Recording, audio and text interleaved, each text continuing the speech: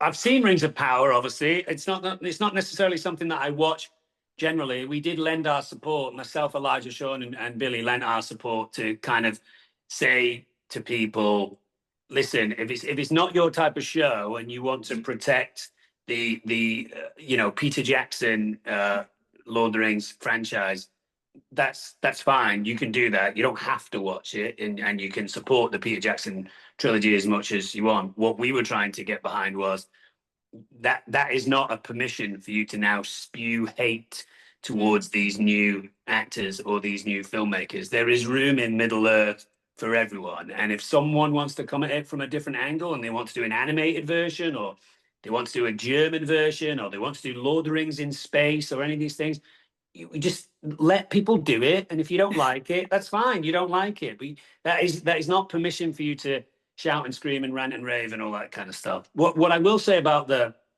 Peter Jackson trilogy, which I say very often to people, is it's the only project that I've done in my entire career, which I've been lucky enough to do some other relatively well-known pieces of work, where it gets stronger and stronger the further that I get away from it.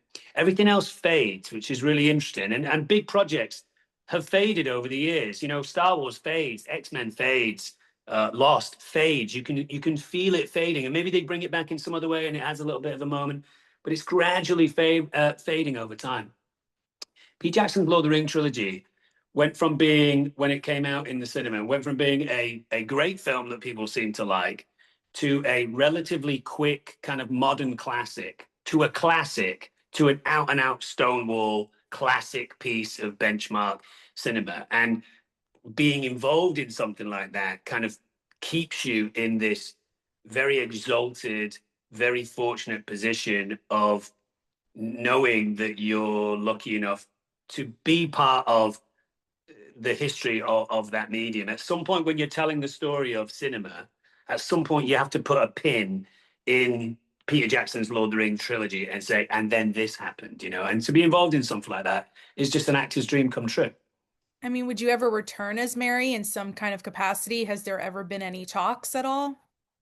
There's always been talks, because obviously I'm still super tight with Pete Jackson and his team, and I think I will probably go to New Zealand next year when they are filming The Hunt for Gollum, which obviously my great friend Andy Serkis is going to star in and direct in. There's going to be, I think, some other people from Lord of the Rings going down there too. I would like to just be on set, just to lend support to Andy and say hello to people. I think that particular story takes place at a time where, if we're just talking about my character, Mary isn't necessarily involved in anything super important. I think he's probably still enjoying pints of beer in the local pub, and being a young man growing up in the Shire. So we have talked about stuff, and I think, who knows? I think, to be honest, I think everyone in the Lord of the Rings gang, the Pete Jackson Lord of the Rings gang,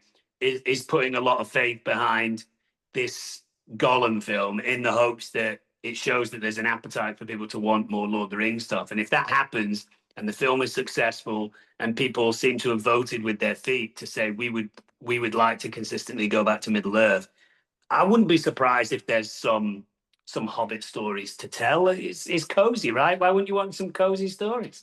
And I know you can't say much, but of course, being on set, that could be kind of, maybe you could be on screen for it. Honestly, at this point, that set visit, hand on my heart, would be an opportunity to go and see some crew members that are obviously working on the Rings trilogy, see Andy, be around, maybe be there over a couple of weekends where we have some dinners, and because you're going to have cast members and crew members that are going to start to get exhausted from the schedule, and maybe might benefit from a little bit of moral support and people being there. So it's honestly, for me, an opportunity to go down to New Zealand, hopefully when the weather's still good, see some friends, have some fun. And listen, if Andy says to me, put on a floppy hat and a cape and go stand 300 feet over there, and we'll just see a blurry figure in the distance, like, I think famously Prince played the body in Fargo. Did you know that piece of movie history? So, you know, if Andy's like, look, you can go do something in the background, then of course, maybe. But at this point, it's just an opportunity to go see friends.